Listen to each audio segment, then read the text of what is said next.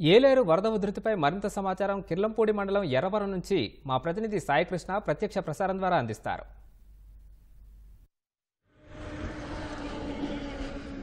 అనుదీప్, కాకినాడ జిల్లాలో ఏలేశ్వరం వరద పోటుతో గ్రామాలన్నీ ఇంకా వరద గుప్పిట్లోనే ఉన్నాయి. జల దిగ్బంధంలో చిక్కుకున్నాయి. రికార్డు స్థాయి వరద ఏలేశ్వరానికి వచ్చింది. ప్రస్తుతం మనం ఏలేశ్వరం మండలం ఎర్రవరం జాతీయ రహదారి ఉన్నాం.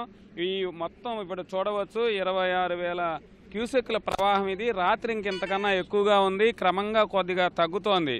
ఈ భారీ వరదే కింద దిగువన కిర్లంపూడి మండలంతో పాటు గొల్లపురోలు, పిఠాపురం, పెద్దాపురం, సామర్లకోట ఈ మండలాలన్నింటినీ మొత్తం పూర్తిగా ముంచేసింది. మొత్తం కాలువలకన్నిటికీ గండ్లు పడ్డాయి. వేల ఎకరాల్లో వరి పంట నీట మునిగింది. ఏలేరు ఆయకట్టు పరిధిలో వరి విస్తారంగా పండుతుంది. మొత్తం లోతట్టు ప్రాంతాల్లో పూర్తిగా ముంచేసిన పరిస్థితి ఉంది. ఈ భారీ ప్రవాహమే ఏలేరు ప్రవాహాలు మొత్తం దిగువన అన్ని లోతట్టు ప్రాంతాలను ముంచాయి. అత్యధికంగా కిర్లంపూడి మండలానికి ఎక్కువ నష్టం జరిగింది. 11 గ్రామాలు కిర్లంపూడి మండలంలో పూర్తిగా జలదిగ్బంధంలో చిక్కుకున్న పరిస్థితి ఉంది. రాకపోకలు బంద్ అయ్యాయి.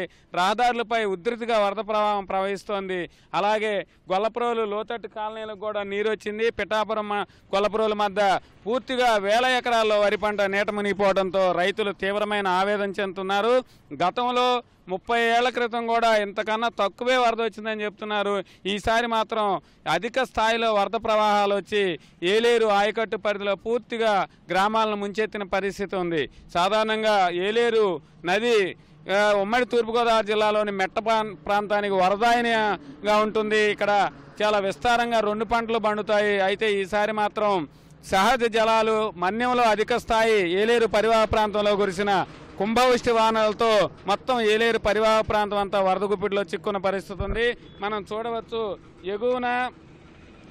ఎగువన సుమారు 10 కిలోమీటర్ల పైనే ఏలేరు ప్రాజెక్టు ఉంటుంది. ఆ కొండల్లో మొత్తం పూర్తిగా విస్తారమైన ఆ ప్రాజెక్టు నుంచి దిగువకు నీరు విడుదల చేస్తున్నారు. 24.11 టీఎంసీల పూర్తి నీటి నిల్వ సామర్థ్యం.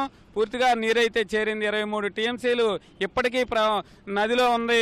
ఏలేరు ప్రవాహం ప్రాజెక్టులో జలాశయంలో ఆ దిగువకు వస్తున్నది మాత్రం క్రమక్రమంగా తగ్గిస్తున్నారు.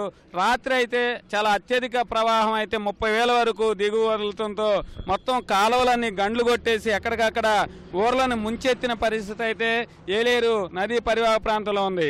జగ్గంపేట, పెద్దాపురం, పిఠాపురం అలాగే ప్రతిపాడు నియోజకవర్గాలపై ఈ ప్రభావం అధికంగా ఉంది. పూర్తి స్థాయిలో ముంచేయడంతో జిల్లా యంత్రాంగం ఎక్కడికక్కడ చర్యలు చేపట్టారు. లోతట్టు ప్రాంతాల వాసిని పునరావాస కేంద్రాలకు ఏర్పాటు చేశారు. 36 పునరావాస కేంద్రాలు ఏర్పాటు చేసి 8,500 మందికి పైగా అక్కడికి తరలించారు. మిగతా రాని వారికి కూడా ఆహారం అందిస్తున్నారు. అట్లాగే స్థానికంగా ఎక్కడికక్కడ ప్రజాప్రతినిధులు కూడా ఆహారం అందించి వాళ్ళని ఇళ్లల్లోకి కూడా తీసుకెళ్లి ఆహారం అందిస్తున్న పరిస్థితి అయితే ఉంది. ఇంకా 2 రోజుల పాటు ఏలేరు వరద అయితే ఇలా ఉధృతిగానే ఉంటుంది. సాయంత్రం నుంచి రాత్రి నుంచి కూడా క్రమంగా తగ్గే అవకాశాలు ఉన్నాయి. ప్రస్తుతం మాత్రం ఏలేరు పరివాహ ప్రాంతం అంతా వరద గుప్పిడిలోనే చిక్కుకొని విలవిల్లాడుతున్న పరిస్థితి అయితే ఉంది. కెమెరామెన్ రాజశేఖర్తో సాయికృష్ణ, ఈటీవీ న్యూస్.